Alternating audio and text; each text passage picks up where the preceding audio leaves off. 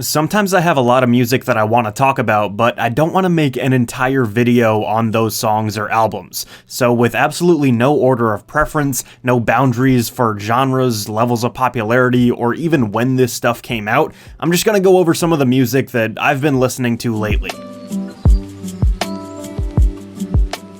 I know I'm a little late to the party here, but the song Thos Moser by Gupi and Fraxiom is one of my favorite singles in a long time.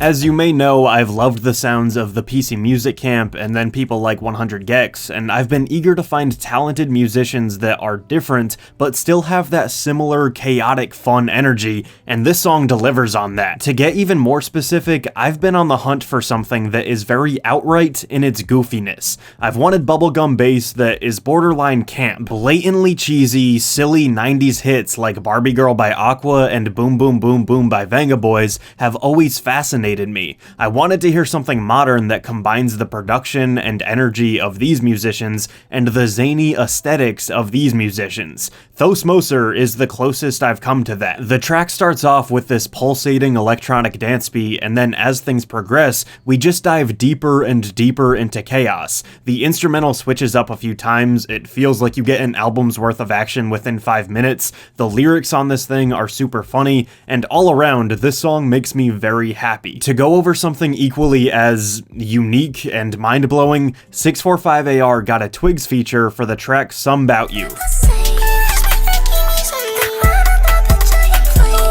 Let me repeat that. 645AR, the high-pitched meme guy that I've brought up a few times now, got a feature from FKA Twigs, and again, I'm like maxing out on serotonin here. So with the release of For the Trap,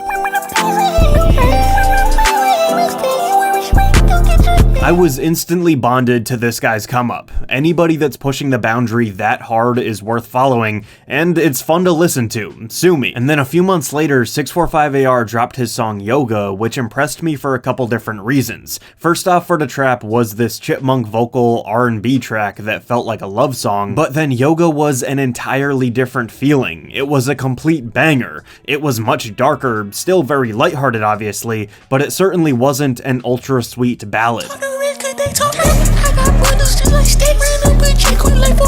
So not only did this guy prove that he was versatile, he could use this chipmunk baby voice in multiple ways on different kinds of songs, but he also proved that he could make a legitimate hit song. Yoga blew up on TikTok, you heard it everywhere for weeks, millions of views on YouTube instantly, yada yada yada. After Yoga, I was thinking to myself, what next? Can this dude really keep the momentum going for an EP or an album even? And because of how singular his sound is, him collaborating with people didn't even pop into my head. And man, did he find the perfect person to collaborate with. In a music video that is somehow stranger than any of the stuff that I've played for you thus far, 645AR, who remember was a nobody 6 months ago, is doing this bizarre duet with one of the most critically acclaimed artists in the world in Twigs, who is running an OnlyFans account, and 645AR is in this dark room by himself, enjoying the OnlyFans account. It's amazing. The actual song itself I think is fine. Compared to For the Trap and Yoga, it isn't nearly as catchy, but I think Twigs does fit in well with this style. Her verses sound pretty normal and charming even, but it's a fever dream going back and forth between the two of them. I don't know how often I'll be listening to it, but I'm glad it exists. Next up, I want to talk about Dominic Fike's big debut album, What Could Possibly Go Wrong, and I was a little underwhelmed. Back when I heard the Don't Forget About Me demos, I thought Dom's potential had no limit. All of the songs on that EP were good, some were great, and the singles that he dropped since then only left me more and more interested for new music. I felt like he had a keen ear for music that was really enjoyable for everyone, easy to listen to, and I didn't have a bad thing to say about it. His debut album, however, was lackluster for me. 14 tracks, and I don't really think that any of them are better than what was on his EP 2 years ago. Not that any of this stuff is aggressively bad, it's just a little bit bland. The one track that really sticks out to me in a good way is Vampire.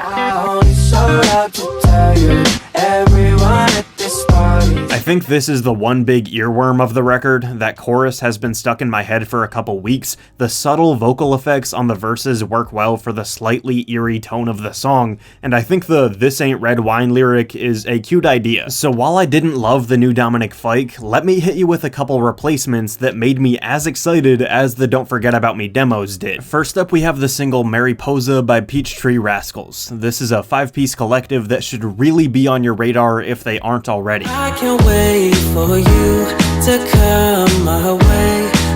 This track is super warm, colorful, and sweet. It's a blend of pop, R&B, hip-hop, etc., and they released the original alongside an acoustic version, and I think both are equally wonderful in their own ways. The little riff that repeats throughout this song pulls you in at the beginning, and you never want to leave the world of this track. It's absolute bliss. Each and every verse complements the song and brings a new perspective to what it's really about. The production, which they do themselves in-house, is quality. Some of the layered vocals add to everything just feeling like a warm hug, and I could go on and on. I read an interview with these guys, and they said that they're inspired by John Mayer, and I could feel that on Mariposa in a very specific way. John Mayer has often talked about how you can slightly tweak a repeating chorus in a way, whether it be with new effects on the vocals or adjusting what instruments are playing in the background, that makes you feel like you're hearing that chorus for the first time. That idea rings very true to me at the end of this track, and I really love it. Another musician I've wanted to talk about on the channel for a while is Remi Wolf. I keep bringing up songs that make me happy, but her song Woo brings that to a whole new level.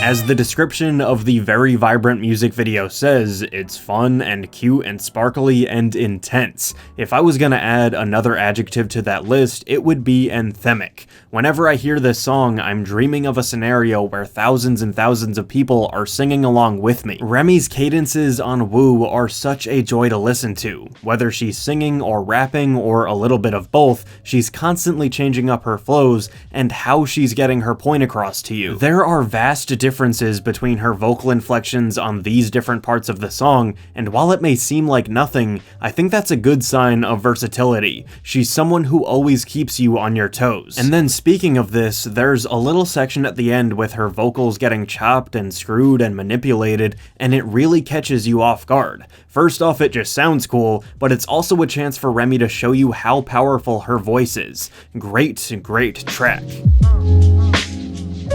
I've talked about these guys briefly before, but god, I've been listening to the French electronic duo Air and their 1998 album Moon Safari so often recently. I've been going on a lot of nature walks, and it seems like the perfect music for that. It's very chill, easy to listen to, and atmospheric, but never boring. For anyone interested in ambient pop, I think this is a really solid place to start. Not often has music felt this natural for me. It's like it's not trying to be anything, it's just existing in its own little plane. Two bands that I've been doing deep dives into lately and I've been loving pretty much every second of it, Steely Dan and the Doobie Brothers. This is music that I grew up with, but when I started developing my own taste, I kind of left it behind. Rediscovering the big hits like Reelin' in the Years and Taking It to the Street, it's indescribably good stuff. Genius is the only word that comes to mind. I threw on Megan Thee Stallion's Tiny Desk concert recently, and she's just so refreshing.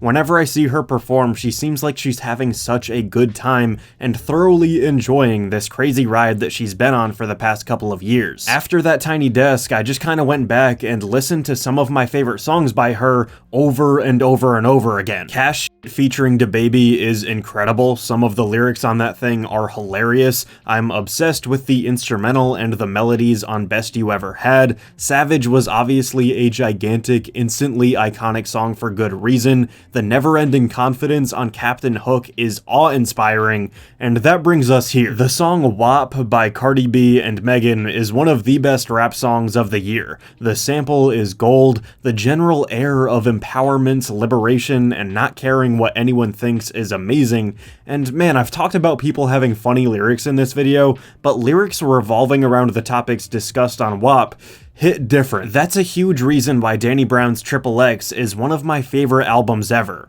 I think lyrics that are this explicit are a lot of fun. Good for Cardi, good for Megan, just a delightful collab here. Other random stuff, yes, I listened to Taylor Swift's Folklore, but I plan on talking about that in a later video. The Mouse and the Mask has been on repeat for me lately, and I think that's because I've been enjoying a lot of cartoons. The Gex remix album was cool, and I think that's the main stuff that I want to talk about. Let me know what you've been listening to lately, and thanks for watching. Hey, thank you for watching that video. If you want to support the channel, feel free to like, comment, and subscribe. You can follow me on social media at RenshawHS. You can buy my merch, support my Patreon, and thank you again. I'll see you soon.